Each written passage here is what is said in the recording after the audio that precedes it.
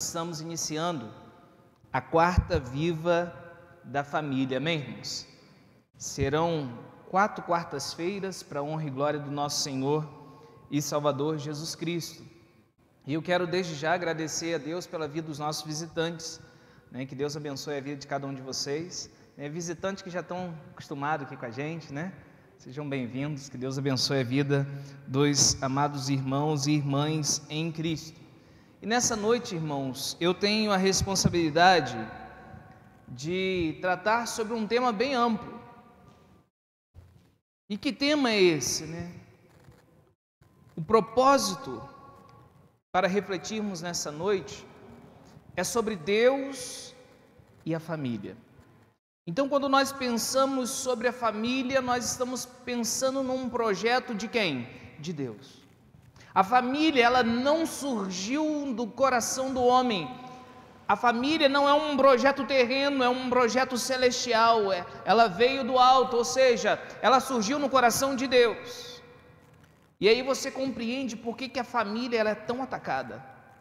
Por que o inimigo ele tem um propósito tão ferrenho de destruir os lares, de acabar com os casamentos, de afastar pais de filhos, irmãos de irmãos.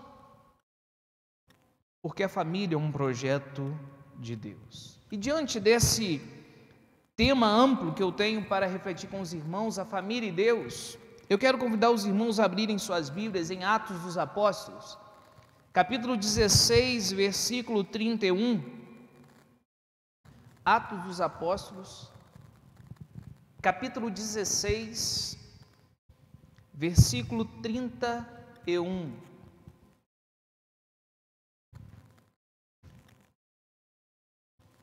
Já está sendo projetado também o texto, e eu quero convidar vocês a colocar de pé para lermos juntos a palavra do nosso Deus.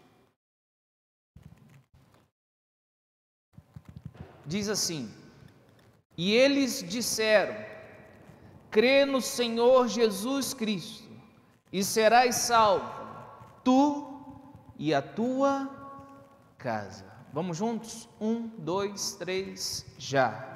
E eles disseram: crê no Senhor Jesus Cristo, e serás salvo, tu e a tua casa. Amém? Baixe sua cabeça, feche seus olhos, vamos orar.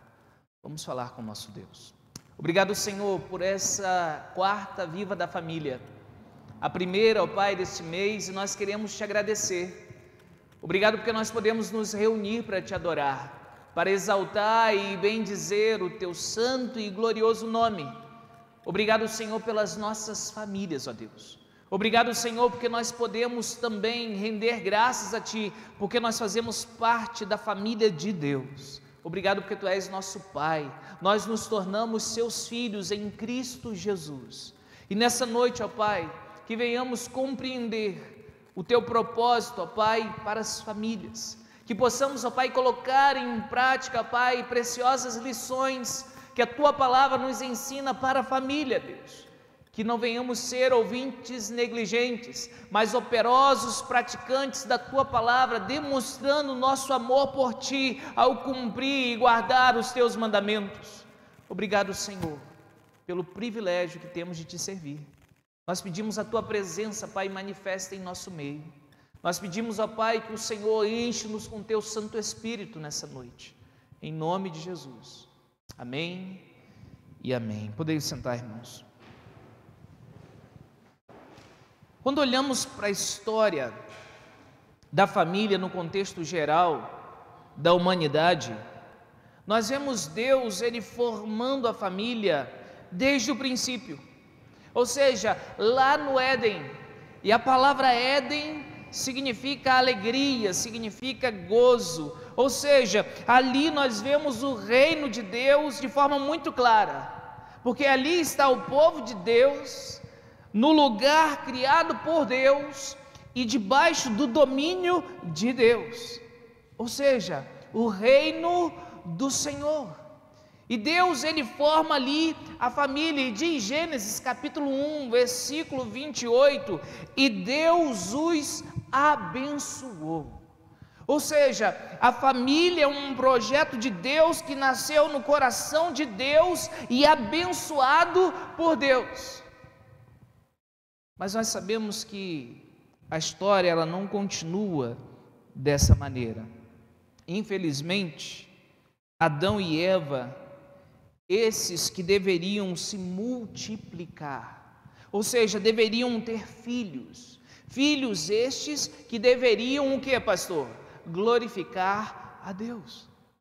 Nesse projeto de Deus, os filhos eles vêm e eles espalham a glória de Deus sobre o mundo, sobre a terra criada pelo Senhor. Mas infelizmente, no lugar da alegria, acontece a queda. E agora, aqueles que nasceriam e espalhariam a glória de Deus por toda a face da terra, agora nascem filhos. Mas como diz Davi no Salmo 51, esses filhos são gerados em quê? Pecado. Em pecado são concebidos. Em pecado eu fui concebido. Mas algo que você precisa guardar no seu coração. Deus, Ele não desistiu da família. Deus tem um projeto para a sua família e para a minha família e para as nossas famílias. Amém, irmãos?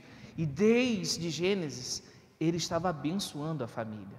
E lá em Gênesis capítulo 3, acontece o que nós chamamos na teologia de proto-evangelho, ou seja, primeiro evangelho, quando o Senhor diz, olha, da sua descendência, ou seja, da descendência de Eva, virá aquele que pisará a cabeça da serpente. E ali nós temos o que? O primeiro evangelho, ou seja, Deus irá abençoar as famílias da terra. Mas o pecado, ele já está no meio da humanidade.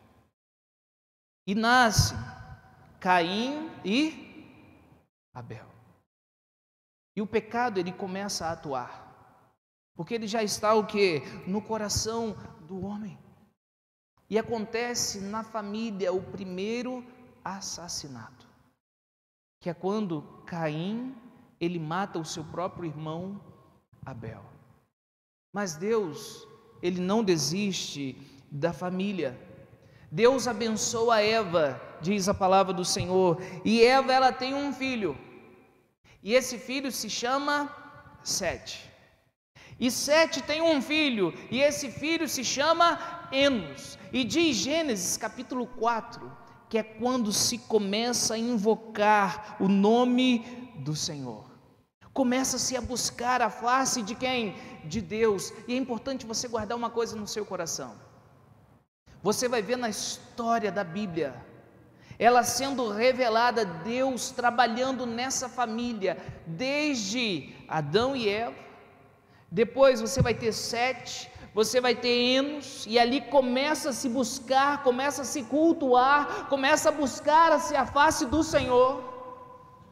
E logo depois de Enos, vai nascer um homem bem conhecido de nós, que se chama Enoque, que ele faz parte da genealogia de Enos. Não é o próximo depois de Enos, mas faz parte dessa genealogia. E diz a palavra do Senhor que Enoque andava com quem? Com Deus. E ele foi, Deus o tomou para quê? Para si.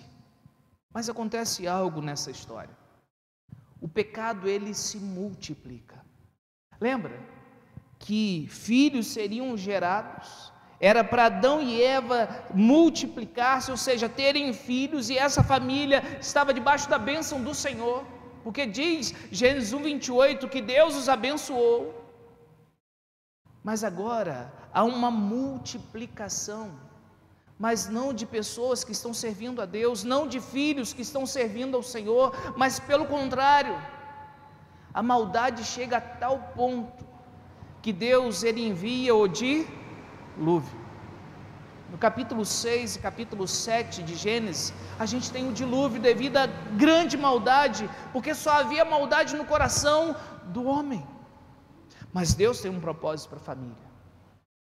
E Deus, Ele guarda uma família, que é da mesma genealogia de Enoque, de Enos, de Sete. que é quem? Noé e a sua família. E Deus os guarda, os protege, apenas 8 pessoas sobrevivem ao dilúvio. E eles, aonde eles estão? Eles estão na arca. Aonde a família está guardada, pastor? Na arca. E a arca é um símbolo de salvação. A arca de Noé não é somente uma história bonita diante de um dilúvio que uma arca protegeu 8 pessoas, não. A arca já tipifica a salvação que você e eu um dia iríamos receber em Cristo Jesus. Já era um anúncio. E a família está guardada, está protegida quando ela está em Cristo Jesus. Quando nós vivemos para Cristo Jesus. Finda-se o dilúvio. Mas lembre-se, Deus tem um propósito de abençoar as famílias da terra. E Noé, ele tem 3 filhos, lembra? Sem, Cã e Jafé. E da família de Sem vai nascer um homem bem conhecido. Da genealogia de Sem vai sair vai nascer um homem bem conhecido de nós, que se chama Abrão, depois chamado de Abraão. E eu quero convidar você a olhar na sua Bíblia, Gênesis capítulo 12, nós lemos hoje, Gênesis capítulo 12, versículo 3, Gênesis 12, 3, diz assim, Gênesis 12, versículo 3, em você serão benditas todas as famílias da terra. Ou seja, do descendente de Abrão, ou posteriormente Abraão, que se torna o pai da fé, virá aquele da qual todas as famílias da terra serão abençoadas. Deus não desistiu do seu projeto com a família. E talvez você se pergunte assim, pastor, por que na Bíblia tem tanta genealogia? Já se fez essa pergunta? Sabe, fulano, filho de Beltrano, filho de fulano, filho de Beltrano. Você se pergunta, mas para que tanta genealogia na Bíblia? A genealogia mostra o cuidado de Deus na sua história. Deus está contando a história da salvação e Ele está usando as famílias. Você não pode se esquecer disso. Se você for para Mateus capítulo 1, versículo 1, diz, livro da genealogia de Jesus Cristo. Quem é Jesus Cristo? Ele é o Salvador da humanidade. E ali você vai ter quem é a genealogia, ou seja, a família, os antecedentes de Cristo Jesus. E aí depois de Abraão vai vir Abraão, Isaque e quem? Jacó. Em Jacó você tem as 12 tribos, os 12 filhos de Jacó. E um desses 12 filhos se chama Judá. E por isso Jesus, o leão da tribo de Judá. Porque ele é descendente de quem? De Judá. E você vai ter o rei Davi, que faz parte dessa genealogia. E por isso Jesus, filho de Davi, porque ele é o rei tão aguardado, o rei tão esperado. Então, irmãos, Deus, ele está contando a história da salvação e ele está usando as famílias na história da salvação. E é por meio da sua palavra encarnada, que a salvação é realizada, ou seja, o verbo, a palavra se tornou carne e habitou entre nós. E quem é a palavra encarnada? Jesus Cristo de Nazaré, Jesus Cristo, Filho de Deus. E agora o Espírito Santo usa a palavra revelada, ou seja, a Bíblia Sagrada, para gerar fé em nós, para a salvação, pela fé que nós temos na palavra encarnada que é Jesus. Lembre-se o que diz Romanos 10, 17: A fé vem pelo ouvir e ouvir a palavra de Deus. Não se esqueça disso. Quando nós ouvimos a palavra do Senhor, o Espírito Santo, Ele usa a sua palavra, ou seja, a palavra inspirada por Ele. E Ele nos convence do pecado, da justiça e do juízo. Deus está usando as famílias. Deus está usando famílias para transformar a história das pessoas. Por isso nós pais somos chamados para levar a palavra de Deus para os nossos filhos. Ah, pastor, quando chegar a hora do meu filho, vai ser a hora certa. Ei, a Bíblia diz que a hora certa para nós é agora. Qual é a hora certa de falar para os nossos filhos a palavra de Deus? É agora. Nós não temos amanhã, nós só temos hoje. Qual é a hora certa de levar a palavra do Senhor para aqueles que estão perdidos? É agora, nós não temos amanhã.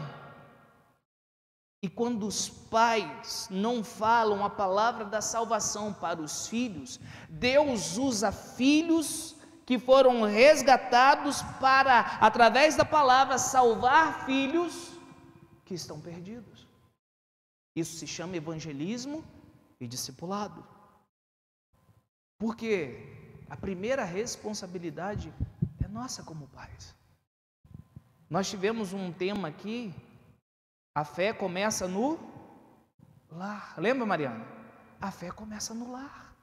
Nós somos instrumento nas mãos do Senhor para a edificação da nossa casa.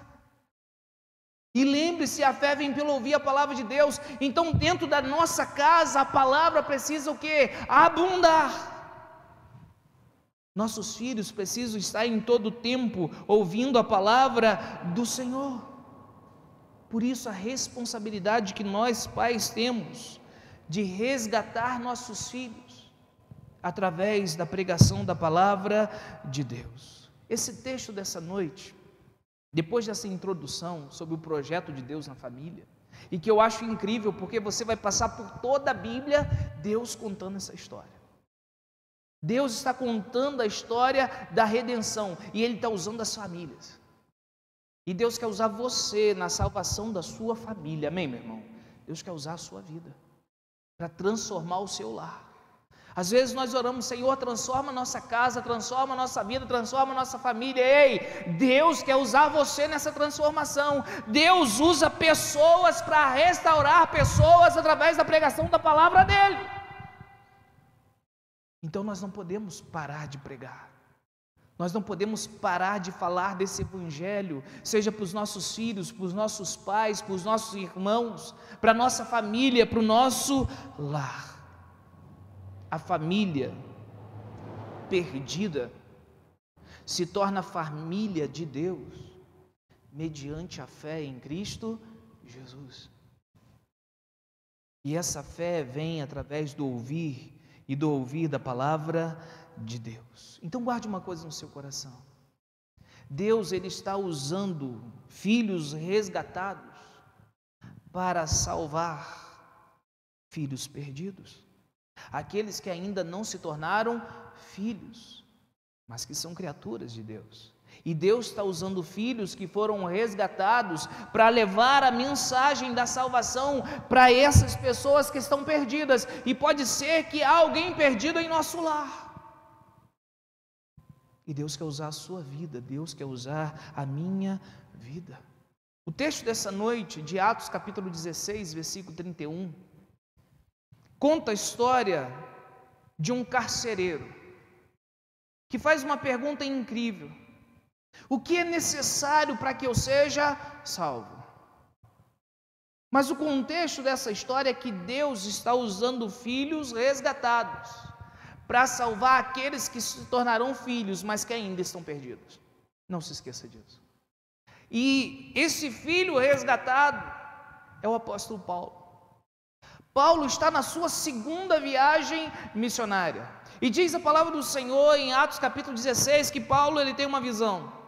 Um homem aparece e o pede para ir para Macedônia. E ele entende que o Senhor está o chamando para pregar na Macedônia. E junto de Paulo está Silas. E Paulo e Silas seguem caminho para a Macedônia. A primeira cidade que ele chega nos arredores da Macedônia, que faz parte da Macedônia, é a cidade de Filipos. E ali há a conversão de uma mulher, que se chama Lídia. O Senhor abre o coração de Lídia, através da pregação do apóstolo Paulo. O Espírito Santo de Deus convence Lídia do pecado, da justiça e do juízo. Guarde uma coisa no seu coração: não pare de falar da palavra de Deus.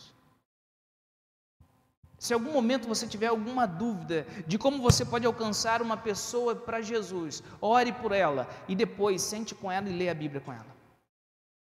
Explique a ela o que você compreende do texto. É simples assim, pastor, é simples assim. Porque quem opera no coração do homem não somos nós, é o Espírito Santo de Deus. E Deus, Ele quer usar a sua vida e a minha vida para resgatar os filhos que ainda não se tornaram filhos, mas que estão perdidos. Paulo e Silas estão agora em Filipos. Lídia já está convertida, eles ficam na casa de Lídia, e eles voltam pregando e proclamando o Evangelho do Senhor na Macedônia. E aparece uma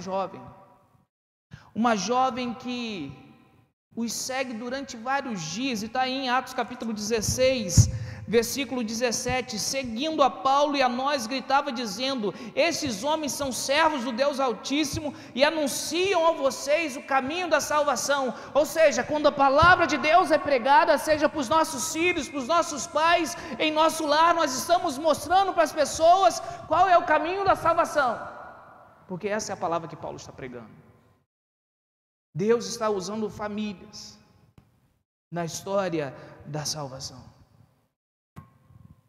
E diz a palavra do Senhor que se isso se repetiu por muitos dias, até o momento que Paulo ele expulsa aquele espírito que está no corpo daquela jovem. Olhando os homens e vendo que ela adivinhava as coisas, eles se aproveitavam daquela jovem para ganhar dinheiro através da adivinhação. Mas agora a sua esperança de lucro acabou, porque o espírito foi expulso daquela jovem. E agora há um alvoroço na cidade. Paulo e Silas alvoroçam a cidade de que maneira? Proclamando o caminho da salvação. Os magistrados estão revoltados, as pessoas estão revoltadas. E eles rasgam as roupas de Paulo e de Silas. E eles são açoitados de vara. E depois de serem açoitados, eles recebem, o carcereiro da cidade recebe uma ordem: guarde eles bem guardados. Diz a palavra do Senhor que o carcereiro pega Paulo e Silas e coloca no cárcere interior, provavelmente a masmorra. E não bastasse isso, já com as suas costas, seu corpo lanhado dos açoites, diz a palavra do Senhor que são colocados os pés deles no tronco. Ou seja, a situação é uma situação muito difícil. E o que nós aprendemos, pastor, com tudo isso? Eu quero convidar você a olhar comigo o versículo 25. Olha comigo, capítulo 16, verso 25. Por volta da meia-noite. E eu quero que você pare aqui. Paulo e Silas estão pregando o Evangelho do Senhor. Eles são missionários. Eles estão num local distante. Para quê? Para pregar o Evangelho. Eles não estão de brincadeira, não estão ali se divertindo, fazendo qualquer coisa. Não, eles estão pregando o Evangelho. Agora, Paulo e Silas acabaram de tomar uma coça de vara. E não é qualquer coça. Tem feridas abertas no seu corpo. Não bastasse isso, Paulo e Silas estão presos na masmorra, no cárcere interior. Não bastasse isso, Paulo e Silas estão com os pés no tronco. O tronco é um tipo de instrumento de tortura. Os pés ficavam ali, naquela situação, uma situação terrível. Ou seja, a situação é terrível. Mas diz o texto do versículo 25, eu quero convidar você a olhar comigo. Por volta da meia-noite, Paulo e Silas reclamavam e murmuravam do Senhor. Não. Diz o texto que eles oravam e cantavam louvores a Deus. E os demais companheiros de prisão escutavam. Pastor, o que a gente aprende aqui? Que Paulo e Silas, eles pregavam o evangelho não somente com seus lábios e a sua boca, eles pregavam o evangelho com o seu testemunho de vida, com as suas atitudes. Eles não estavam reclamando, eles não estavam perguntando para Deus por que eles estavam passando por aquilo, eles não estavam perguntando cadê Deus, não, eles estavam orando e eles estavam louvando. O que a gente aprende aqui, pastor? O seu testemunho e o meu testemunho impacta a vida das pessoas.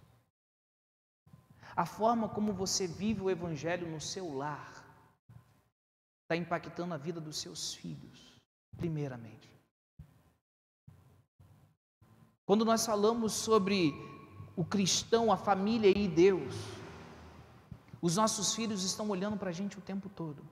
Pastor, eu ainda não tenho filho, então já começa a se preparar desde já. Por quê? Porque o seu filho está te lendo todo dia. Ele está lendo o seu testemunho de vida. Nós somos uma carta lida, uma carta aberta. Então os filhos estão lendo se nós tememos e amamos Jesus ou não. Aqueles companheiros de prisão estão olhando a situação terrível de Paulo e Silas, e eles estão só ouvindo. E provavelmente no coração, imagina como esteja, gente, o que esses caras estão fazendo?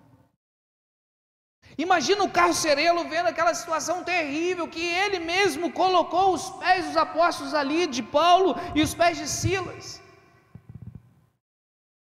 Eles estão cantando, louvando a Deus e orando.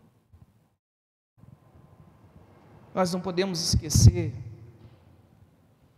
que Deus está usando nossas vidas para transformar outras vidas. Deus está usando esse momento difícil de Paulo e de Silas para impactar uma família inteira, que é a família do carcereiro. Não se esqueça disso. Às vezes existem adversidades que nós passamos que estão impactando diretamente as pessoas ao nosso redor, naquilo que tange a salvação da vida delas. Não se esqueça disso. Deus não perde o controle de nenhuma circunstância. Todas as adversidades, todas as circunstâncias que você e eu, todas as lutas que nós passamos, guarde uma coisa no seu coração: nada é sem o controle de Deus. Tudo está debaixo do controle do Senhor. Mas olha o que diz a palavra do nosso Deus, versículo 23, olhe comigo. E depois de lhes darem muitos açoites, lançaram na prisão, ordenando ao carcereiro que os guardasse com toda segurança. Este, recebendo tal ordem, levou-os para o cárcere interior e prendeu os pés deles no tronco. Por volta da meia-noite, Paulo e Silas oravam, cantavam louvores a Deus, e os demais companheiros de prisão escutavam. E aí tem uma palavrinha que muda a história. De repente, sobreveio tamanho terremoto que sacudiu os alicerces da prisão. Todas as portas se abriram e as correntes de todos os presos se soltaram. O que a gente aprende? Que lição que esse texto está nos ensinando? Não há cadeia que seja forte demais, que possa impedir a transformação e a libertação e a cura da sua família e da minha família. Amém, irmãos? Não há nada que seja forte demais. Deus, Ele pode enviar os seus terremotos a hora e o momento que Ele quiser. Não importa qual seja a luta, não importa o quão pareça difícil. Pastor, parece que meu filho não tem jeito, pastor. Pastor, parece que o meu casamento não tem mais jeito, parece que tudo acabou, pastor. Pastor, parece que a minha família não é mais família. Ei, não há nada que seja grande demais para Deus realizar.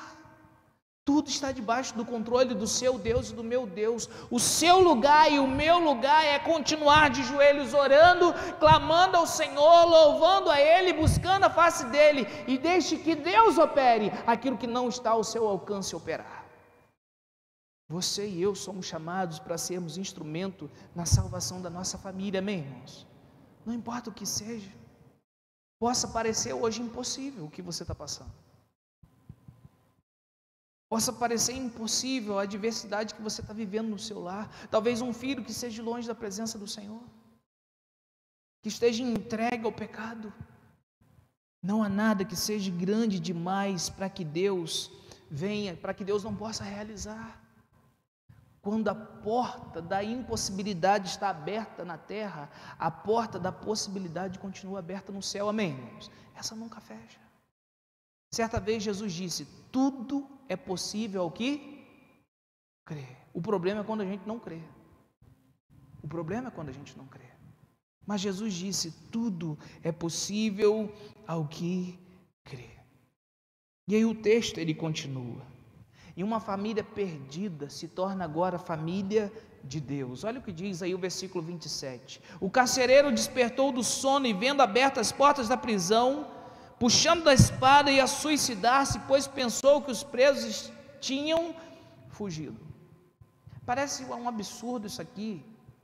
Ele é o carcereiro, acontece um terremoto, os presos poderiam ter fugido e ele vai se matar. Muito provavelmente ele seria morto, porque está debaixo da guarda dele aqueles presos. Os presos fugiram. O que aconteceu? Fugiram, terremoto. Então, muito provavelmente aquele carcereiro poderia ser morto por aqueles presos terem fugido. E aí o que diz o texto? Olhe comigo. Mas Paulo gritou bem alto: não faça nenhum mal a si mesmo, estamos todos aqui. Então o carcereiro, tendo pedido uma luz, entrou correndo e trêmulo, prostrou-se diante de Paulo e Silas. Depois, trazendo-os para fora, disse: senhores, que devo fazer para que seja o que, irmãos?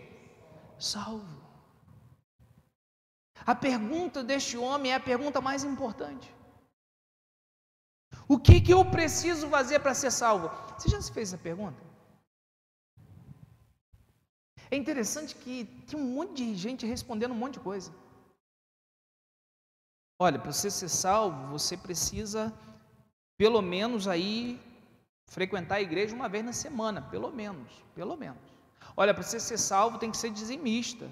Olha, para você ser salvo, você tem que, de alguma maneira, viver de um jeito que as pessoas olhem para as suas roupas e vejam claramente que você é da igreja tal. Olha, para você ser salvo, você tem que fazer um sacrifício de uma oferta. Interessante que o apóstolo não fala nada disso. Quando ele pergunta o que eu preciso fazer para ser salvo, a resposta é muito simples: crê no Senhor Jesus, e serás salvo tu e a tua casa.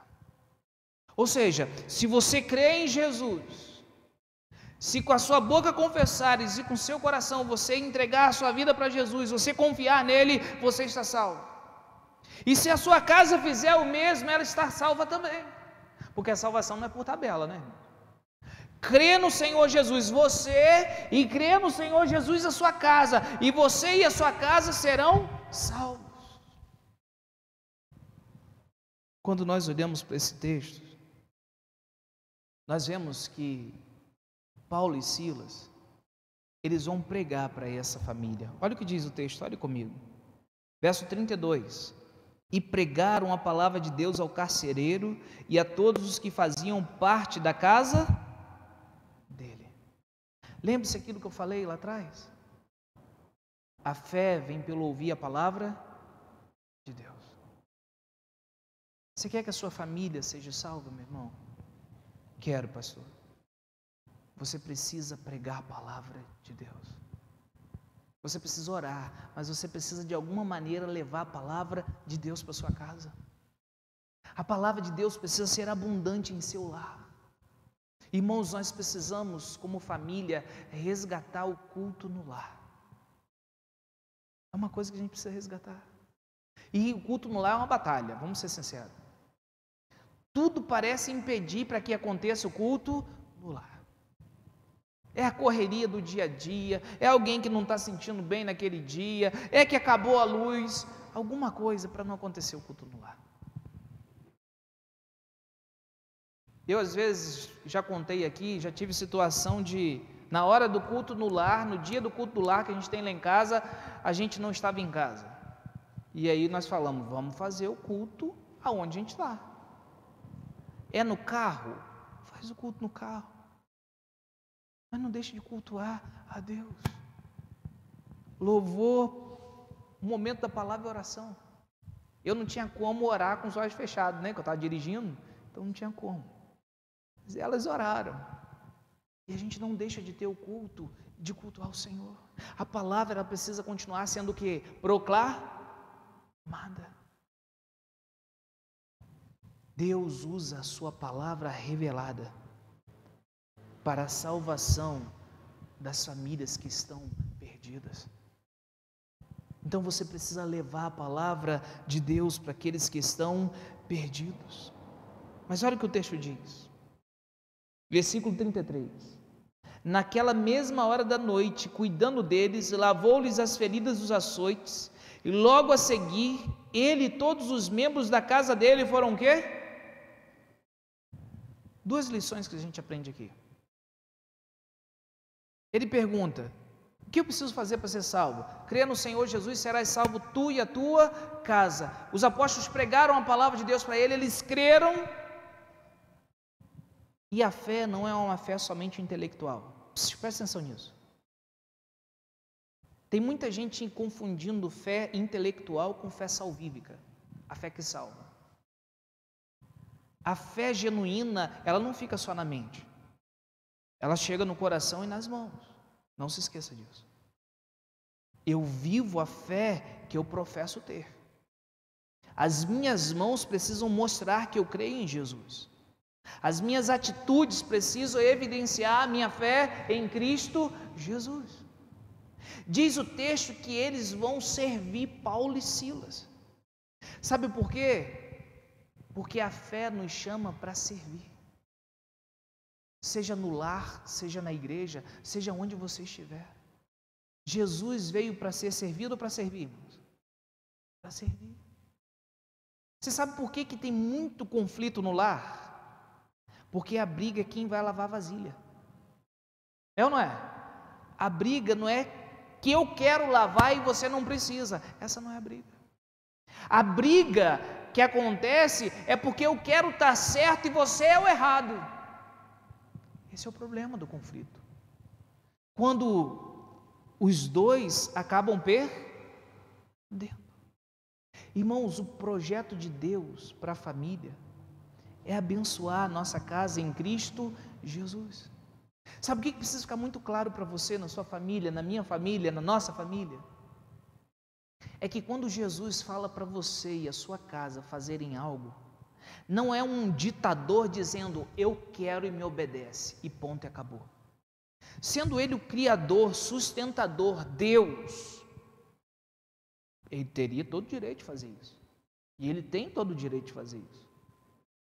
Mas quando Deus faz isso, não é um ditador maligno, querendo que você obedeça a Ele na sua casa. Não. Primeiro que maligno é o anjo caído. É um Deus santo, justo, bom, perfeito e que tem um propósito de abençoar a família em Cristo Jesus. Ou seja, quando Deus diz, haja com a sua esposa dessa maneira, é porque essa é a melhor forma de você ser feliz no seu casamento. Amém, irmãos? É a melhor maneira. Quando Deus diz para nós filhos honrar pai e mãe, é porque não existe outra maneira melhor de viver do que honrar pai e mãe.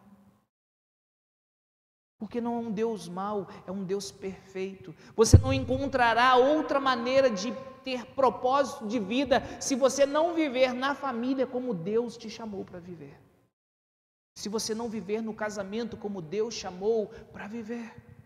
Porque Ele é perfeito, nós não. Então, quando Deus diz na sua palavra, viva dessa maneira na sua família, é porque não existe outra maneira melhor para viver no seu lar, aonde você encontrará propósito, aonde você encontrará felicidade em sua família, em seu lar. Por isso, perseverança, somos chamados a perseverar com a palavra de Deus, perseverar em obediência às sagradas escrituras, mas o seu coração e o meu vai dizer, não, eu não quero isso.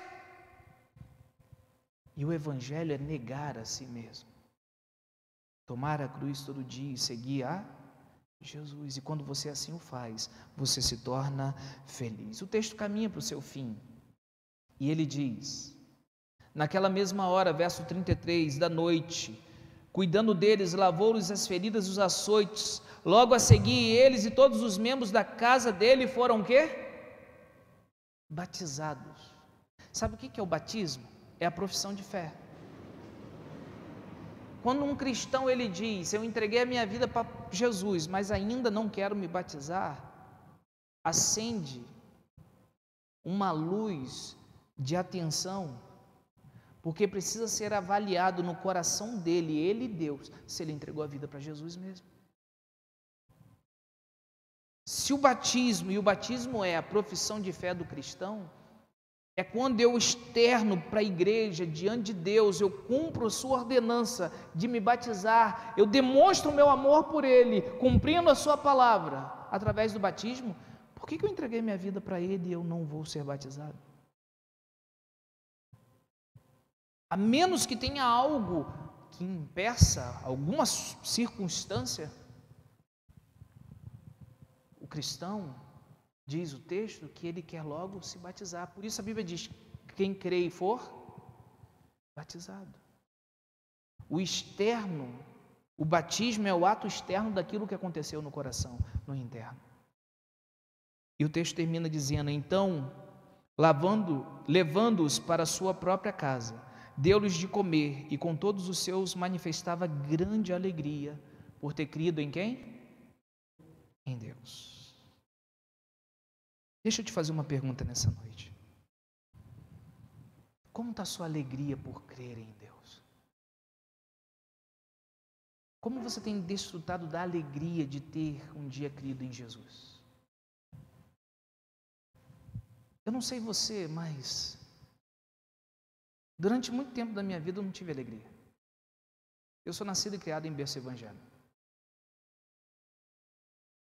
Porque eu ia na igreja muitas vezes porque eu tinha que ir. Eu ainda não tinha tido um encontro com Jesus. Mas a partir do momento que eu tive um encontro com Ele, que eu entreguei a minha vida para Jesus, que eu me rendi a Ele, que eu tive um encontro com Cristo, eu passei a desfrutar da alegria de me tornar família de Deus. Porque antes eu era um filho perdido e agora, através da palavra encarnada que é Cristo e da palavra revelada, ou seja, as sagradas escrituras, eu criei em Jesus. Isso gerou uma alegria no meu coração que ninguém pode tirar. E essa alegria, ela vai transbordar em nosso lar. Por quê? Porque a família que serve a Deus e que teme ao Senhor é uma família feliz, amém, irmãos? Pastor, e se eu não estou tendo essa alegria? É porque nós precisamos parar para refletir como nós estamos vivendo a fé no lar.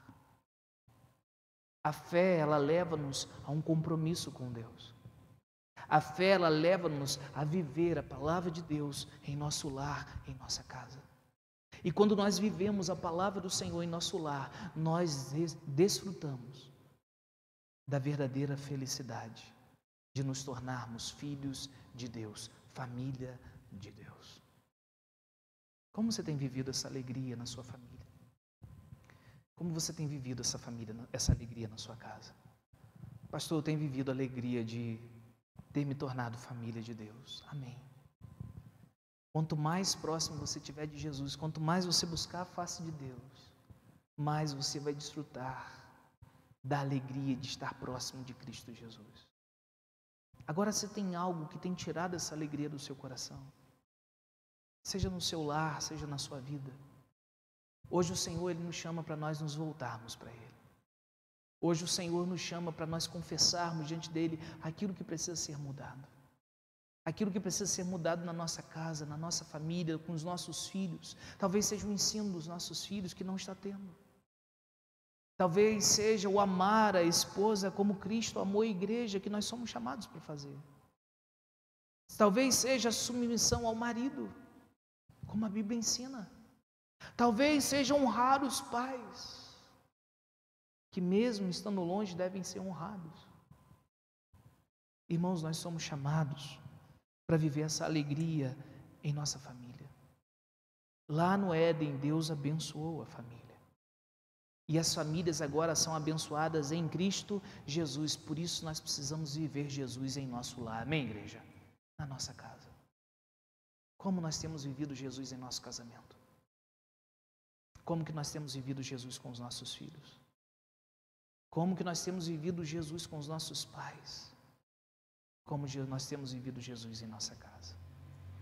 A grande ideia dessa mensagem para a nossa vida, ela diz: a família perdida torna-se família de Deus através da fé, que leva-nos ao compromisso de viver Jesus no lar, de viver Cristo no lar. A família perdida se torna família de Deus através da fé. Essa fé que nós professamos, essa fé, ou seja, essa crença, ela leva-nos ao compromisso de viver Cristo em nossa casa. Você tem tropeço, eu tenho também. E não importa a sua posição, não importa se você é pastor, se você é diácono, se você é ministro de louvor, se você é novo na igreja, nós temos tropeços. Mas nós não podemos abrir mão de viver a palavra de Deus em nossa casa, amém, igreja? De viver Cristo em nosso lar. E se nós não estamos vivendo, nós somos chamados essa noite a nos voltarmos para Ele e vivermos as bênçãos do Senhor em nossa casa. Eu quero convidar você a baixar sua cabeça, fechar seus olhos. Eu quero orar por você nessa noite. E eu quero convidar você a colocar a sua família diante de Deus, colocar o seu lar diante do Senhor. Eu quero convidar você a colocar seu casamento aos pés de Jesus hoje. Eu quero perguntar para você se você tem sido um marido que espelha Jesus Cristo, que espelha Jesus Cristo em seu lar. Você tem sido uma esposa que espelha Jesus diante do seu marido, diante da sua família. Você tem honrado os seus pais, você tem ensinado os seus filhos o caminho do Senhor, você tem investido na vida dos seus filhos. Ei, você é um instrumento na mão de Deus para a salvação da sua casa. Deus quer usar a sua vida. E Ele não perdeu o controle. Deus te colocou onde você está e Ele quer usar você para a restauração do seu lar. Eu quero convidar você a colocar aquilo que precisa ser corrigido diante de Deus nessa noite. Eu quero convidar você a abrir seu coração para Jesus e dizer para Ele: Jesus, entra na minha casa, entra na minha vida. Jesus, transforma a minha história.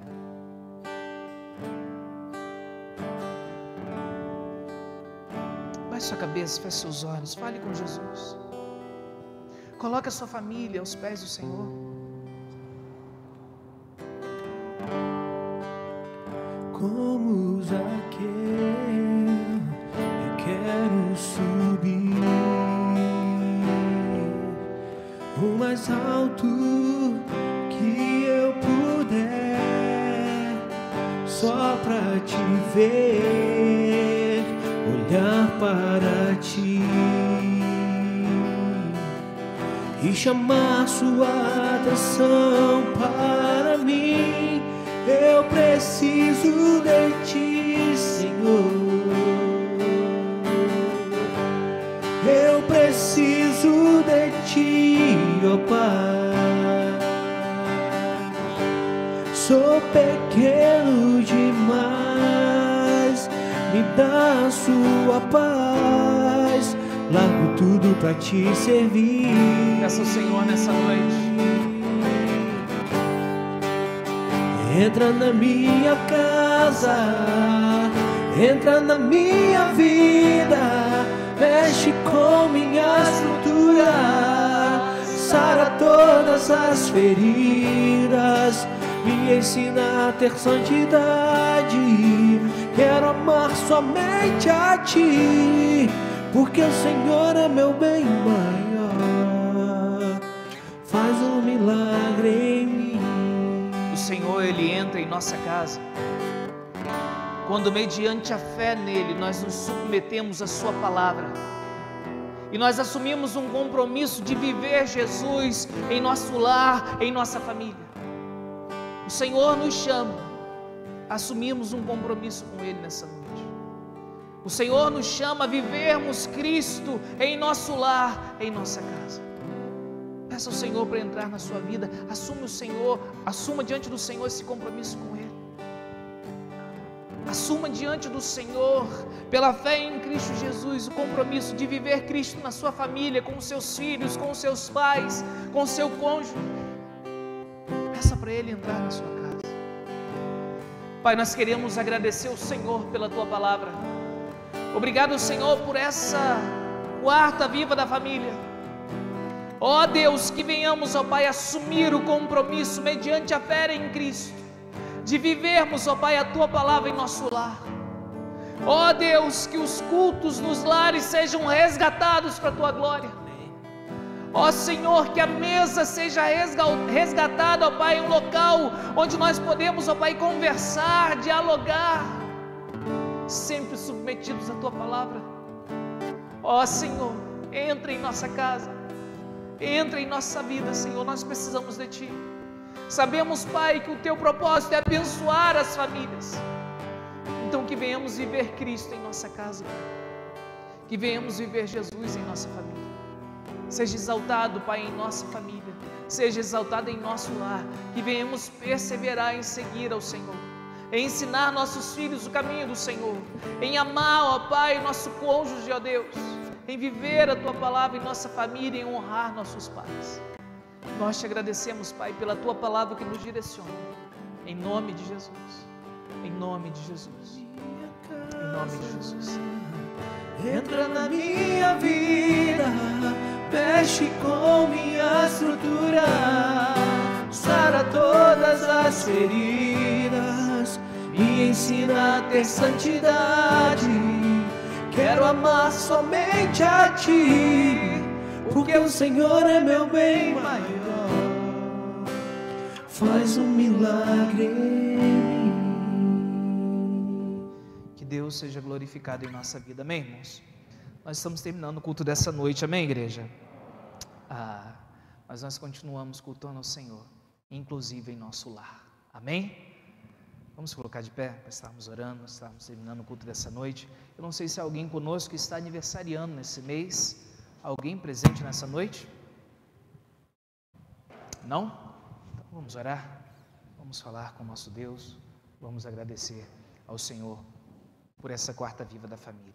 Obrigado, Senhor, por tudo que o Senhor tem operado em nós e através das nossas vidas. Senhor, nós queremos agradecer pela Tua palavra que nos direcionou nessa noite, pelo culto que nós podemos Te oferecer, Senhor. E o nosso pedido é: entra em nossa casa, Senhor. Resgata, Senhor, a nossa família e usa-nos, Pai, como um farol para a Tua glória, para que venhamos mostrar a luz da Tua palavra, Pai, para as nossas famílias, ó Deus. Senhor, restaura os casamentos que estão destruídos. Senhor, restaura os relacionamentos entre pais e filhos, entre irmãos. Senhor, restaura, Pai, a família para a Tua glória, que venhamos perseverar em servir ao Senhor em nosso lar. Nós Te agradecemos, ó Pai, porque podemos Te adorar nessa noite. Te agradecemos pelas famílias reunidas aqui. Nós Te bendizemos, Senhor, em nome de Jesus. Amém e amém. Senhor, erga suas mãos para receber a bênção que vem do Senhor. Que a graça e a paz do nosso Senhor e Salvador Jesus Cristo, que o amor de Deus, o eterno Pai, e as santas consolações e a doce comunhão do Espírito Santo de Deus repouse sobre nossas vidas e que juntos possamos dizer: que Deus abençoe a cada um, em nome de Jesus. Entra na minha vida, mexe com minha estrutura, sara todas as feridas, me ensina a ter santidade. Quero amar somente somente a ti, porque o Senhor é meu bem maior. Faz um milagre